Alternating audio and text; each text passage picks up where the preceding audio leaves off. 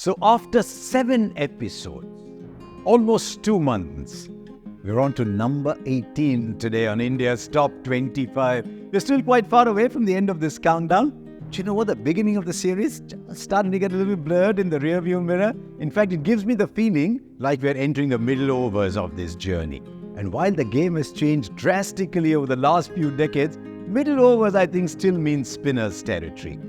And if we are undertaking a journey about Indian cricket, our paths are bound to cross with some great spinners. We didn't talk about one of them a few episodes ago, but today, how about 4 of them, a very special 4. So yes, number 18 on this countdown is about an era of Indian cricket where 4 gentlemen, often in the gentlest of ways, helped India tell the world that on the cricket field, we're not so gentle anymore.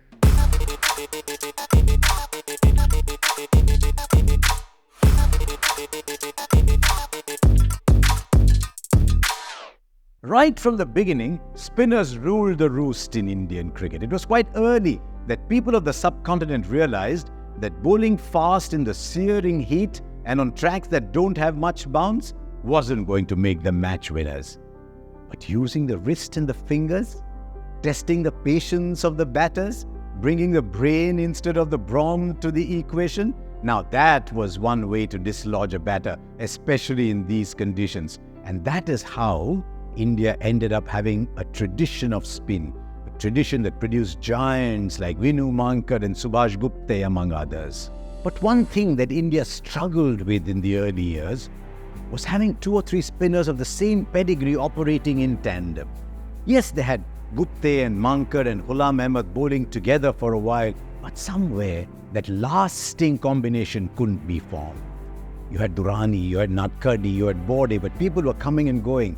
And then, in a case maybe of overcompensation, India stumbled upon not 2, not 3, but 4 generational talents. Out of the 4, Erapalli Prasanna arrived first in 1962 and Srinivasa Venkataraghavan left last in 1983. And in the 21-year period in between, they shared the stage with 2 wizards. The left-arm spin of Bishan Singh Bedi, wow, and the maverick leg spinner Bhagwat Chandrasekhar.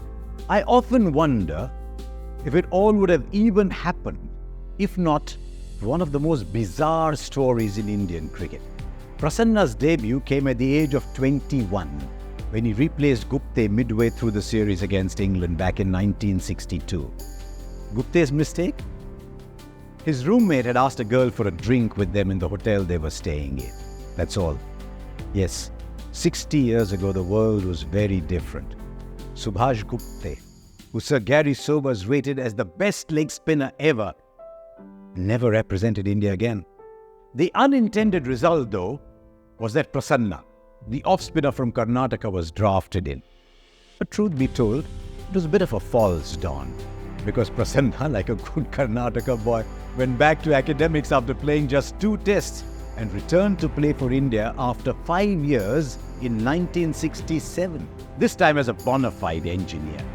The match this time was against the West Indies in Chennai, and Prasanna, replacing another off-spinner, Venkataraghavan, had a turbaned Sardar from up north for company, a newbie called Bishan Singh Bedi.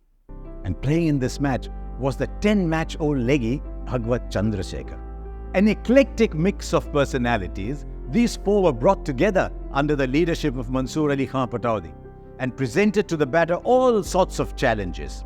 Tiger, as they called him, was not the one ready to play dull draws or accept defeats without a fight. But India at that time didn't have the luxury of fast bowlers like other teams who could pick 20 wickets to win tests.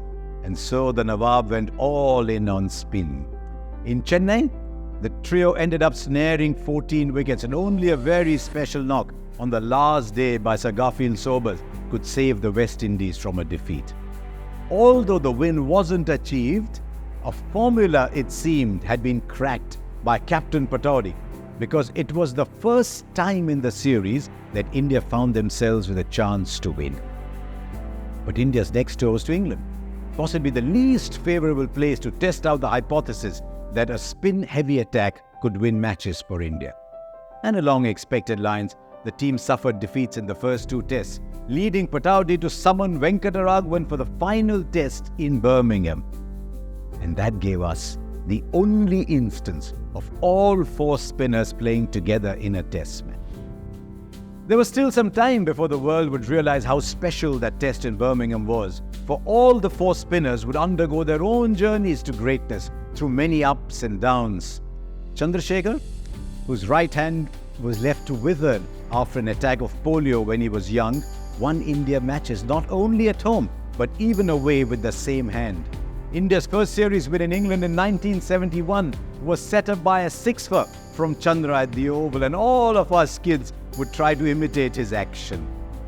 In 1976, another 6-wicket haul led to a win in Auckland over New Zealand, and then there was a special 12-wicket haul in Melbourne that orchestrated an emphatic win over Australia in 1977-78. Prasanna's second coming in 1967 led to a period of dominance that's barely heard of these days. In the 2 years, from 67 to 69, he took 95 wickets in 16 tests, including an 8-wicket haul that helped India clinch their first overseas series win in New Zealand. Bishan Singh Bedi, an artist with the ball, proved to be the most consistent of them all and ended up with the most wickets among the members of the quartet, several of them taken during his 22-test tenure as the captain of the team. Venkataraghavan, who often lost out to the other 2 finger spinners in the side, kept at it and had the longest career of them all. He played a pivotal role in setting up India's great 1971 win at Port of Spain with a 5-wicket haul. So for about a good 1.5 decades, this orchestra played on, and it played some successful tunes, some wonderful tunes. In the 55 tests, where 3 of the quartet played post-1966, India won 14 times. This was double the number of wins, by the way, that India had achieved from 1955 to 1966. Most significantly, 6 of those 14 wins were achieved overseas. But more important than the numbers and the wins, these 4 men left behind a legacy that inspired and continues to inspire generations. Now, none of them went on to take 300 wickets, but 3 spinners after them crossed that milestone and took many more, and proved just how strong this legacy was. It was a great era. Since we're now closing in on the Border Gavaskar Trophy, here's a question for trivia lovers. A certain record was created by Bhagwat Chandrasekhar during his match-winning performance against Australia at Melbourne in 1978, only bettered by Steve O'Keefe in the 2017 Pune Test. What am I talking about? So thanks for watching, and do subscribe to this channel.